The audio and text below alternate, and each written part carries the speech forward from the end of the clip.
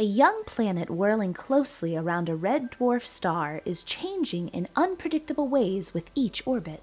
NASA's Hubble Space Telescope observations initially showed the planet wasn't losing its atmosphere to its parent star. 1.5 years later, Hubble observations revealed clear signs that the star's torrential blasts of energy, called a stellar wind, were stripping the planet's hydrogen atmosphere. These extreme changes between orbits and over such a short period of time shocked astronomers. Red dwarfs are the most abundant stars in our Milky Way galaxy, and they likely host most of our galaxy's planets. But can these planets be hospitable to life? These new Hubble results suggest that this particular red dwarf may have sudden and extremely variable outbursts.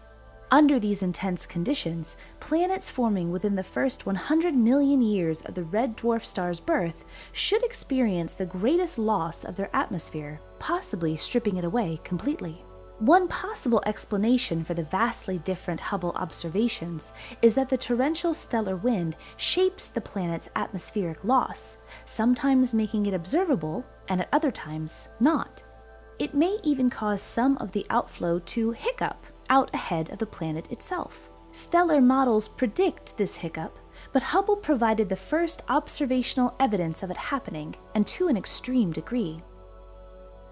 Thanks to Hubble, we're learning more about how planets form and survive around stars very different from our own, helping us uncover the mysteries of the universe.